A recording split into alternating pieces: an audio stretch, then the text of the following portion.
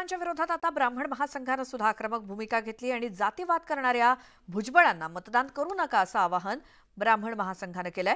तर त्र्यंबकेश्वर पुरोहित संघाने मुख्यमंत्र्यांना पत्र पाठवून विद्यमान खासदार हेमंत गोडसेंना उमेदवारी देण्याची मागणी केली।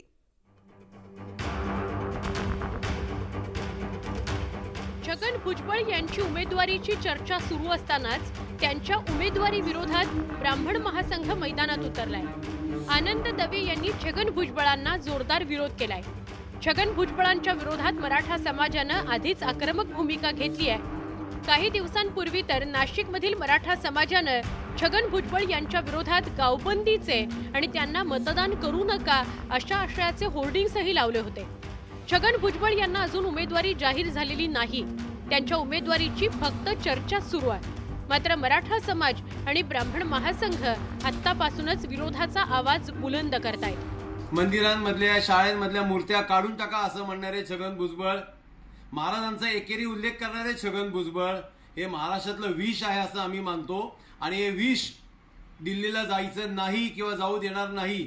याच्यासाठी फक्त ब्राह्मण समाज असं नव्हे तर खुल्या प्रवर्गातला सर्व समाज सर्वांनी मतदान त्यांच्या विरोधात करावं असं सुद्धा आम्ही आवाहन करतो। आम्ही कोणत्याही समाजाच्या विरोधात नाही। महाराष्ट्रातल्या निवडणुकीमध्ये प्रत्येक समाजाचा एक उमेदवार उभा आहे, त्या सर्वांना आमच्या शुभेच्छा आहेत। परंतु छगन भुजबळांना आमचा विरोध कायम होता आणि कायम राहील। छगन भुजबळ यांनी गेल्या एका भाषणात केलेली काही वक्तव्य वादात अडकली होती।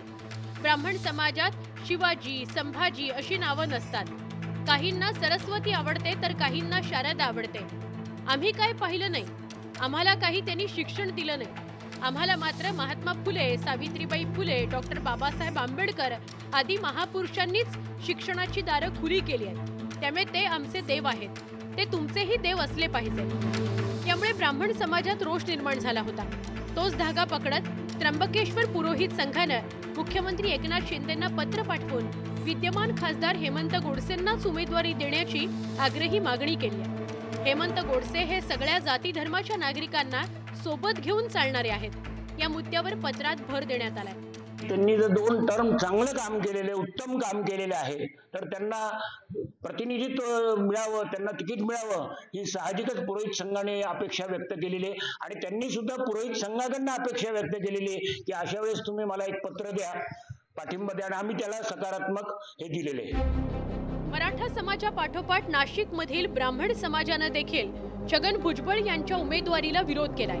त्यामुळे छगन भुजबळ यांच्या समोर मोठं आव्हान निर्माण झालंय। मराठा आरक्षणावरून घेतलेली भूमिका, शाळांमध्ये सरस्वतीची पूजा करू नये असं केलेलं वक्तव्य छगन भुजबळांच्या अंगलट येऊ लागलंय। या सगळ्या विरोधाच्या पार्श्वभूमीवर छगन भुजबळ यांना नाशिक लोकसभा मतदारसंघातून उमेदवारी देण्याचा निर्णय होईल की नाही याकडे जिल्ह्याचं लक्ष आहे। व्हिडिओ जर्नलिस्ट हेमंता बागुलसह लक्ष्मण घाटोळ, न्यूज 18 लोकमत, नाशिक।